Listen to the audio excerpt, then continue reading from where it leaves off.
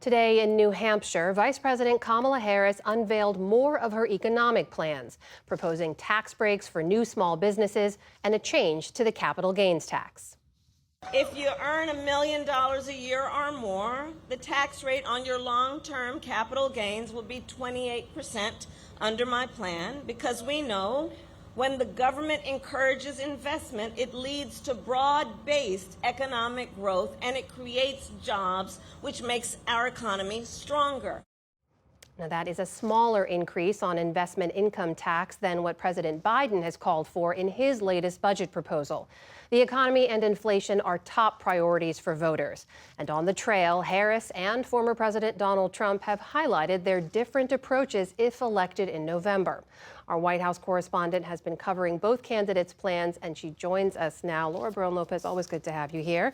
So let's start with Vice President Harris then. Just walk us through the key points in her economic plans that she says will lower costs for everyday Americans. So in addition to the capital gains tax she proposed, today she also announced that she wants to do a $50,000 tax deduction on expenses for small businesses. That's an increase in the tax break from $5,000 for startups. She also has a goal of 25 million new business applications in her first term were she to win. And this builds on other key proposals that she's already outlined as early as last month of her economic proposals that include the construction of 3 million new housing units, $25,000 down payment assistance for first-time homebuyers, a federal ban on price gouging food and groceries, and she wants to raise the corporate tax rate from 21% to 28%.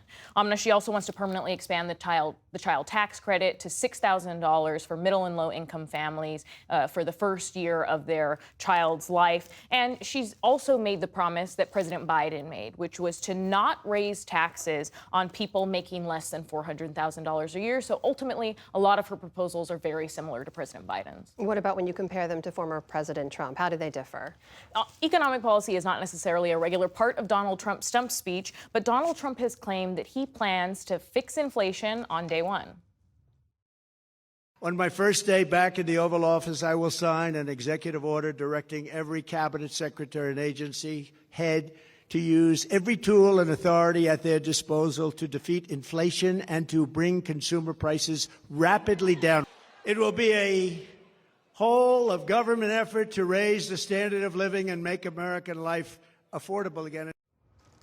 Donald Trump has provided little specifics on how exactly he would lower inflation, but here's what we do know about his economic policy. He said that he wants to cut taxes for corporations, lowering the rate from 21% to 15%, eliminate taxes on tips and Social Security benefits, institute a 10 to 20% tariffs on all foreign goods with an extra focus on China, imposing tariffs of 60% on Chinese imports. And he wants to make those 2017 tax cuts permanent. Now, those 2017 tax cuts, which saw the corporate rate be implemented at 21%, and individual tax cuts across all earners, especially top earners. Those tax cuts are going to expire next year, so he wants to make them permanent. So when you take a step back here, big picture, when you compare what we see is the Harris vision and the Trump vision, what are sort of the key differences here? The biggest differences are on their housing, taxes, tariffs, and mass deportation of migrants proposals when it comes to how it will impact the economy.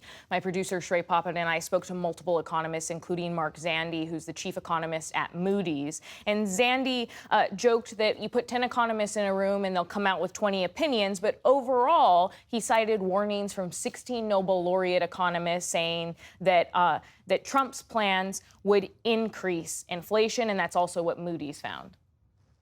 I think President Trump's policies would lead to a somewhat diminished economy, not a recession, but a diminished economy, slower growth, somewhat higher unemployment, but ultimately higher inflation and higher deficits and debt. And if you're a high-income household, a high-net-worth household, you'll certainly do better under President Trump. But I think if you're a kind of a middle-income American, you're a lower-income American, you'll do better under President Harris.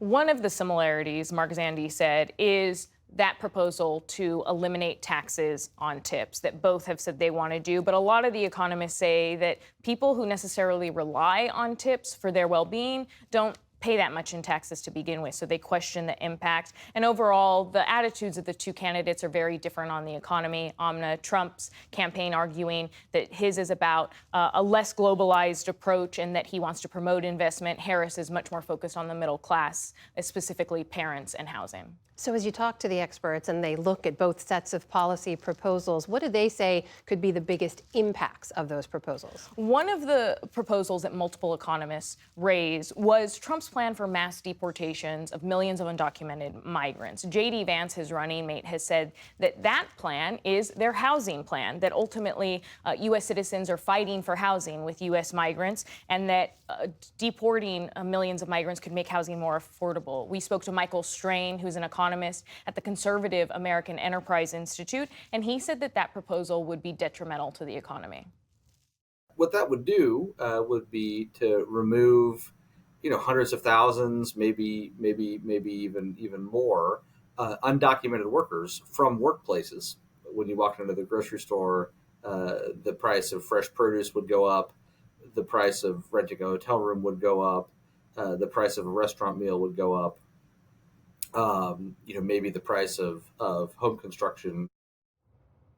Strain said ultimately the way to fix the housing crisis is to build more homes, but also when it comes to impacts, Amna, the nonpartisan Penn Wharton budget model, conducted an analysis of both the candidates' proposals and found that Trump's proposals increase the national debt more than $5 trillion over 10 years. By comparison, Harris's plan would add over $1 trillion over the same amount of time. What about when you talk to voters? I mean, this is the #1 issue for them. What do they think about these plans? This is consistently, as you said, Amna, the top issue for voters across the spectrum. A new NBC poll out today found that Gen Z voters, 18 to 29-year-olds, say that inflation and cost of living is their top issue. And we spoke to a number of voters in states like Pennsylvania and Wisconsin. Robert Nix, who voted for Trump in 2016 and 2020, said that he feels like Trump just says whatever people want to hear, and he doesn't like Trump's proposal on tariffs. We also spoke to Ethan Lentz, who voted for Trump in 2020, but is disenchanted with him now and said he's not a fan of necessarily either candidate's policies and feels that Trump's are too vague, while Harris's price gouging is something that he's price gouging federal ban on that is something that he's skeptical about on that. All right, Laura Barone Lopez with a look at both candidates' proposals here. Laura, great reporting. Thank you. Thank you.